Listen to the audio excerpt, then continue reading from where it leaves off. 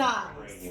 But you were given a bigger size. I mean, I don't know, it doesn't say, it just says a meter dot portion, a measure of faith. You were given a measure of faith the minute you were saved. So you were giving more than a mustard seed of faith when you were saved.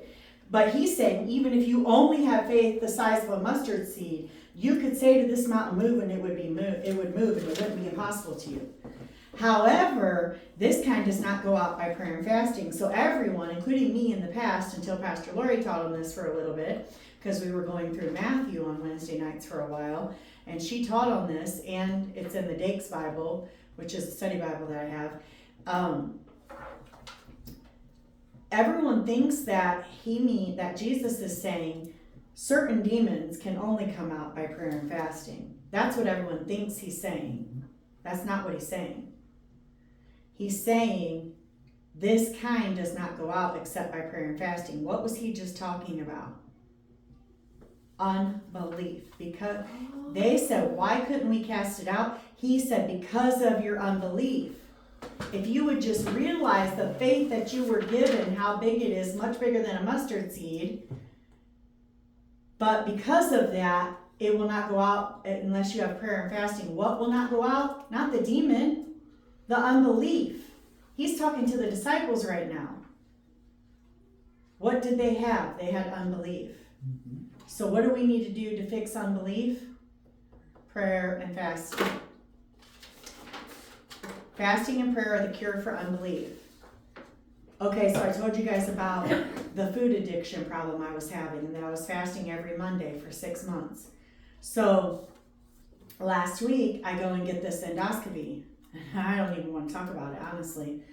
I was not happy with the results. I was expecting, after being on the Maker's diet for 4 months, that they were gonna just be like, oh, your gut is healed. And it wasn't, it was worse, and I'm not gonna talk about it, but I don't want to speak it. But I was really upset that day. And I wanted to throw a temper tantrum. I'll be honest with you. I wanted to eat every fast food place from the hospital to my house. And if I had been driving myself, I probably would have. And when I got home and Greg's digging through my kids' candy from the parade, I was like, well, I grabbed the bag of peanut M&Ms and I was about to sit down and eat them, and it probably wouldn't have stopped there. I'm not going to lie. And I was like, no, I can't. I have to put it back. Now, had I not fasted, I'm going to get emotional. I hate this. Had I not fasted every day, 1 day a week for 6 months, I probably wouldn't have had the strength that I had in that moment to put those peanut M&Ms back. But then I go to a different doctor the next day and I get weighed, and I'm down 6 more pounds. So that's 50 pounds since June 1st.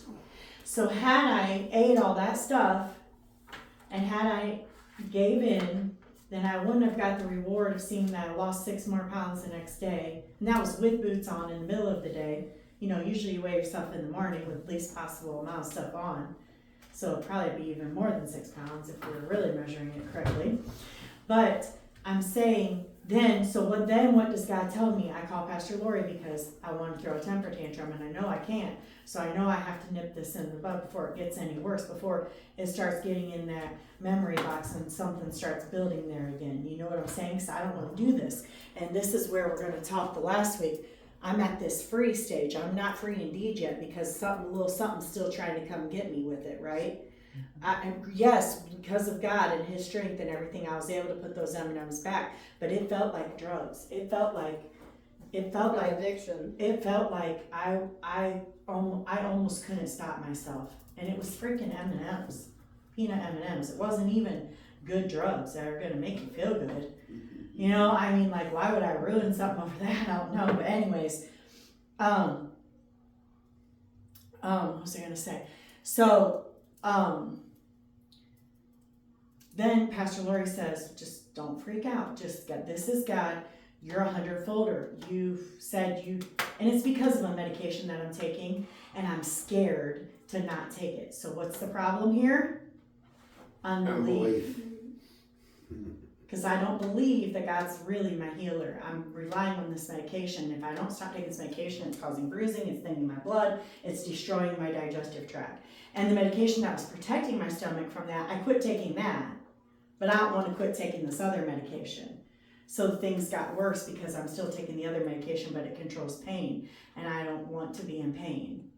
So because I have unbelief, so that's fine, devil comes after me, so what am I gonna do now? What am I gonna do to get to that free indeed stage if I'm stuck at the free stage? So I've got a little bit of freedom, but I'm not all the way there yet. Well, guess what I'm gonna do? I'm gonna fast. I'm gonna fast. I'm gonna fast a lot. I'm gonna fast when I stop taking the medication, which, like Pastor Lori said, don't do anything right now. You do your research. You go ahead and take the one that protects your stomach for now because you don't have a choice.